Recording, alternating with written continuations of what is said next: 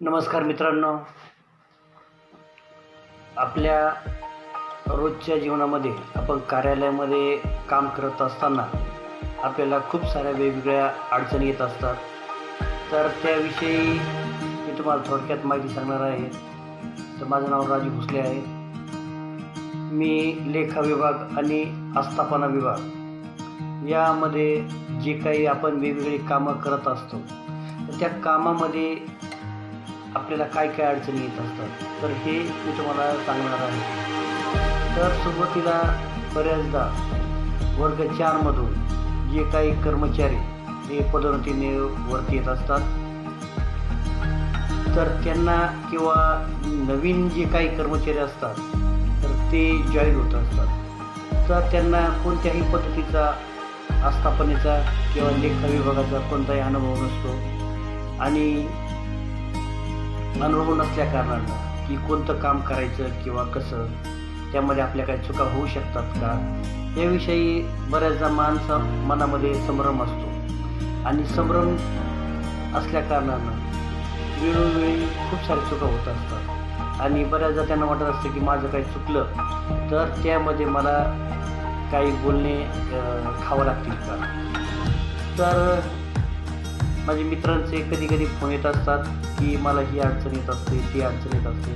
तर तुम्हाला मी सुरुवातीपासून बेसिकपासून तुम्हाला मी सांगणार आहे की सुरुवातीला आपण कार्यालयामध्ये कोणते विभाग असतात, त्यामध्ये कोणते काम करावं लागतं आणि कशा कशा पद्धतीने काम करावं लागतं हे तुम्हाला मी सविस्तर सांगणार आहे. तर आपण थोडक्यात जर पाहिलं तर आस्थापना विभाग जर असेल तर आस्थापना विभागामध्ये खूप सारे कर्मचाऱ्यांचे सेवा पुस्तक असतात.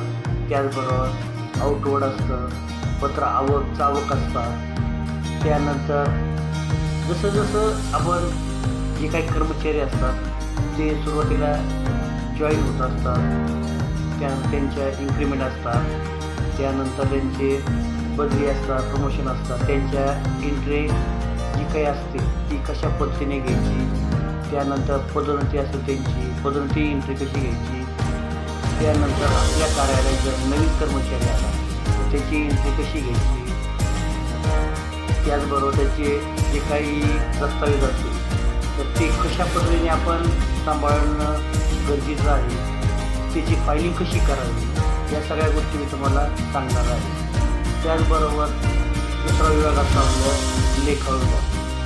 तर लेखा विभागामध्ये वेगवेगळे कामं असतात. तर देयके असतात, देयके आल्यानंतर त्याचं सँक्शन तरी कशा पद्धतीने घ्यायचं, बिलं कशी बनवायची, त्याला कोणकोणते डॉक्युमेंट लागतात, हे सर्व त्याला आपण जोडायचे असतात आणि त्यानंतर आपण पाठवायची पाठवतो. तर तो देयके एक भाग झाला. त्यानंतर वेतन देयके हा दुसरा भाग झाला. त्यानंतर त्याचे मंथली जे काही रिसीट असेल तर MRS म्हणतो आपण, ते MRS असतात. त्यानंतर MES असतात, म्हणजे महिन्याला किती आपला त्या महिन्यामध्ये खर्च किती झालेला असतो ते असतं. त्यानंतर चलन असतात, चलनामध्ये इन्कम टॅक्स असतं, सॅलरी चलन असतं. त्यानंतर वेगवेगळे आपण परचेस वस्तू करत असतो त्याचे पण काही इन्कम टॅक्स असतात, तर ते पण आपण कपात करत असतो.